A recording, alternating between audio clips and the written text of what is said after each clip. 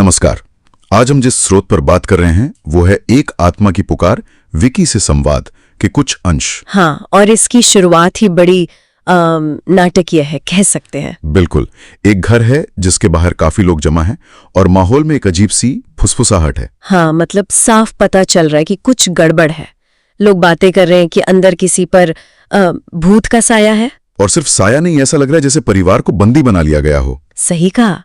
स्रोत एकदम से वो डर और क्या कहते हैं उत्सुकता जगा देता है। तो हमें पता चलता है कि इस घर में कुल 7 लोग हैं।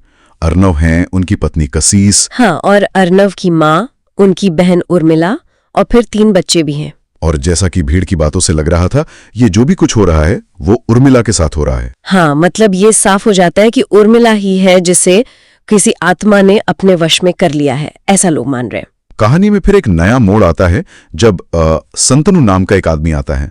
हाँ, संतनु गांव का ही है और स्रोत उसे काफी अच्छा इंसान बताता है। मतलब वो मदद करने वाला टाइप का आदमी है। अच्छा, बिना किसी स्वार्थ के। बिल्कुल।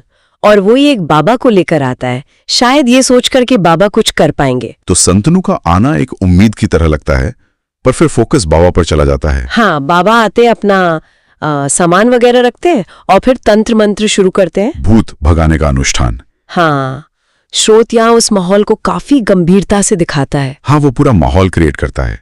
लेकिन यहाँ एक ट्विस्ट है। क्या? बाबा की जो शुरुआती कोशिशें हैं वो एकदम बेकार जाती हैं। मतलब कोई असर नहीं होता? बिल्कुल नहीं।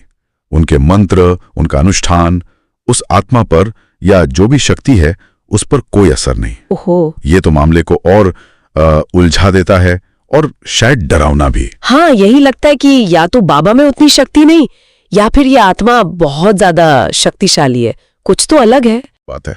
लेकिन फिर बाबा क्या करते हैं? हार मान लेते हैं? नहीं, वो हार नहीं मानते, वो अपना तरीका बदलते हैं। अच्छा, कैसे? वो सीधे उस आत्मा से बात करने की कोशिश करते हैं। पूछते हैं कि भाई तुम्हें चाहिए क्या, तुम्हारी मांग क्या है? सीधा सवाल। हाँ, और कमाल की बात यह है कि आत्मा जवाब देती है। सच में वो बोलती है? हाँ, प्रतिक्रिया देती है। और यही पता चलता है कि ये कोई पुरुष नहीं, एक महिला की आत्मा है। अच्छा, ये एक अहम जानकारी है। तो आत्मा ने बात की? बिल्कुल। ये बातचीत का प्रयास ही कहानी का मतलब रुख बदल देता है, वो चुप्पी टूटती है। और हमें आत्मा के बारे में पहला ठोस सुराग मिलता है कि वो एक महिला है। हाँ, और फिर वो अपनी मांग बताती है। और क्या मांग है उसकी? कोई बदला, मुक्ति? नहीं, यही तो सबसे अजीब बात है। तो फिर क्या चाहिए उसे? वो कहती है उसे बस विक्की नाम के एक लड़के से बात करनी है। विक्की? बस बात करनी है? ये कैसा भूत है ना अजीब। कोई बड़ी मांग नहीं, कोई धमकी नहीं, सिर्फ एक लड़के से बात करने की इच्छा। ये तो बहुत ही मानवीय सी इच्छा लगती है किसी आत्मा के लिए। बिल्कुल, और यही चीज इसे आम भूत प्रेत की कहानियों से थोड़ा अलग कर देती है। हाँ, सोचने पे मजबूर करती है कि आखिर माजरा क्या है, ये विक्की कौन है? वही तो।